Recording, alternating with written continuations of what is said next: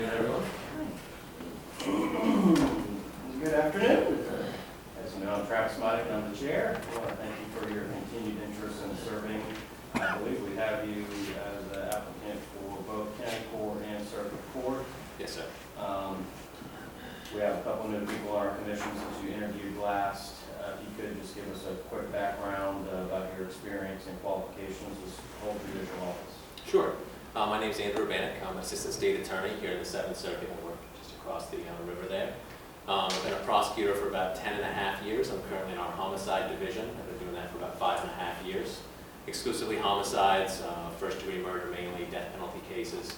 Before being a prosecutor, I was an assistant public defender in the 18th Circuit for about 2 years. That was in county court and a little bit in circuit court. Before that, I dabbled in a little bit of insurance defense in Orlando for about 6 months. And prior to that, I worked for the Honorable Judge William Palmer at the 5th District Court of Appeal as a law clerk for 18 months right out of law school. I've tried easily over 100 cases as a prosecutor and a public defender combined. I've tried 22 homicide trials, including multiple death penalty trials. One of my interests in the law is education. I've participated as a member of the Florida Prosecuting Attorneys Association, board member for about 7 or 8 years now. I really enjoy teaching young prosecutors. I think it's really important that our young prosecutors are trained well, especially as county court becomes more and more of a place where most cases are resolved by diversion agreements or pleas. They get less and less trial experience. When I was a public defender, I think I tried 40 cases in county court over 2 years as first or second chair. Now I think prosecutors or public defenders are lucky to get 3 or 4 maybe in a year and a half or 2 years. So it's really important that we train young prosecutors how to try cases. Simple stuff, rules of evidence, closing arguments, cross-examination. So that's one of my interests in the law. But as I said, I've been a prosecutor for most of my career, and I love my job. I love doing it. I have a question. If you're in the county court, do you think it's important that there be more trials?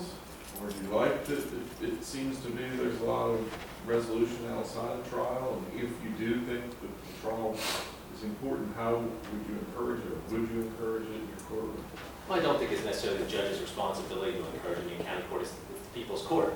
You're dealing with a lot of first-time offenders who should get diversion programs, in my opinion. And I think diversion programs are great if they're completed. If the diversion program is not completed, then maybe it's more likely a case that goes to trial.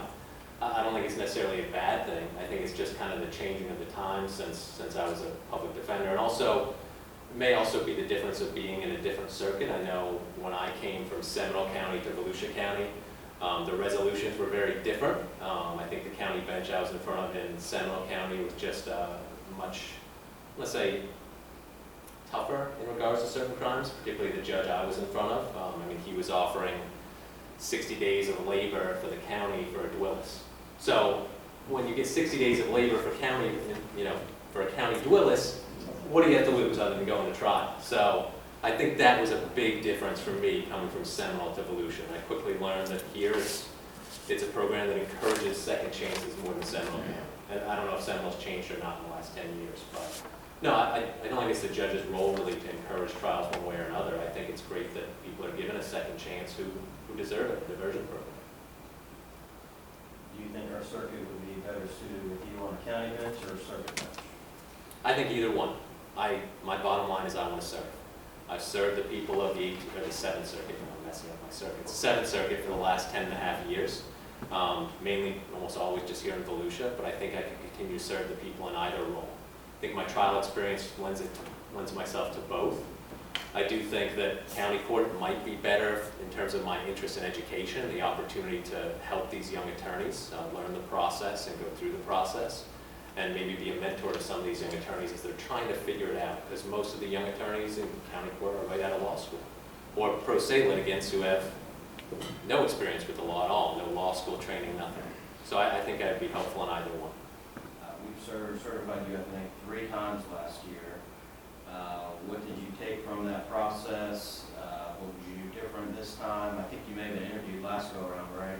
I was not. I really wanted to be, and I missed it by a month. And I was asked about that last time. So I think I will be interviewed again this time. Through the process in the last year, it's really helped me develop good contacts locally and farther north up in Tallahassee that I think could certainly maybe benefit me, because it's all about getting your name out there, getting the governor's office to know who you are, know about your qualifications, and know that you're a good candidate that is going to serve the bench well. So I'm excited for another interview. It's been February of 24 I was interviewed, so I'm pretty sure I get one again, and I'm ready to go if you guys put me up for that interview. So the last 2 times you were not interviewed? No, I was not interviewed for the last 2 seats I put in where you all certified me. What's the biggest challenge in your current role? Well, always being on call. That's the biggest challenge, I think, of being a homicide prosecutor is for every other week of the year, we are on call 24 hours, 7 days a week. Whether it's just for something simple like a search warrant, or if they need us to go out to a crime scene and assist with an investigation and bring our investigators. And of course, that presents a challenge not only work-wise, but in your personal life as well. I mean, if you're out at a crime scene till 4 in the morning, doesn't mean you don't have to come in and argue death penalty motions at 8:30 the next day. So that's been a significant challenge. That and probably the hardest thing is telling a family no.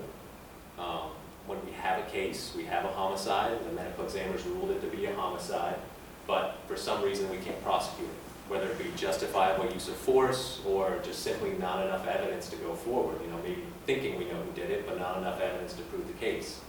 Sitting down with a family that has lost a loved one and telling them no is probably one of the hardest things I've had to do in my career. Do you have a judicial philosophy, and if so, what is it? I do. I kind of started forming it way back when I worked for Judge Palmer. That's when I thought I might like to be a judge, 14 or 15 years ago. And it's a philosophy based in Constitution first principles, the faithful application of the law, and most importantly, the diligent application of the law. I think the hardest thing, and I said this in my last interview with you all, because I went back and watched my last interview last night.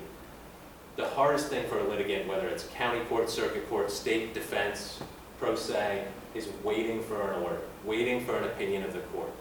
And that, I think, I can help with, because I will bring my work ethic that I've had at the state attorney's office, at the public defender's office, to the bench. I plan on working even harder than I do now to make sure we both have impartial decisions and diligent decisions to keep the docket moving, because the docket numbers are large. And I know our judiciary faces challenges like they are right now with missing a county court judge and a circuit court judge. So I would be volunteering, and I would be working those cases and moving them along as quickly as possible. Does anybody have any questions?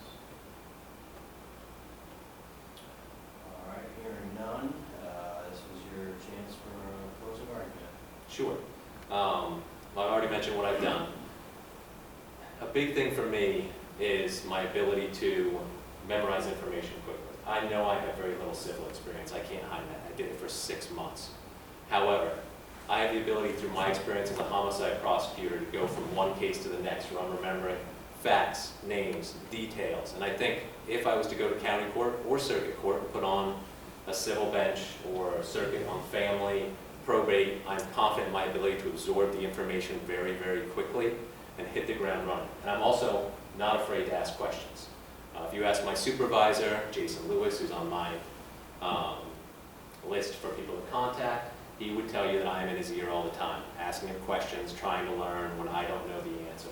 So I'm really confident in bringing that ability, and as I already mentioned, making the hard decisions, because I think being a judge, you have to make hard decisions. You might not like what the outcome is, but if the law dictates it, that's the one you have to give, regardless of how you feel about it, regardless of how the community feels about it. Your job is to interpret the law, and that is it, and apply the facts to the law. So I think that would also be a great advantage for me going through these experiences, telling families no when, trust me, I don't want to. I don't want to tell anybody no. But you have to do it sometimes when the law dictates it. All right, any other questions? Thank you. Thank you all. I appreciate it. And I do remember last time you said if I interviewed again, I'd go first. I know, I did. Is that why you moved? Last this time. Is that why you moved the guy to last? You're not last. That's exactly why. Thank you. I appreciate it. Y'all have a good day. Thank you.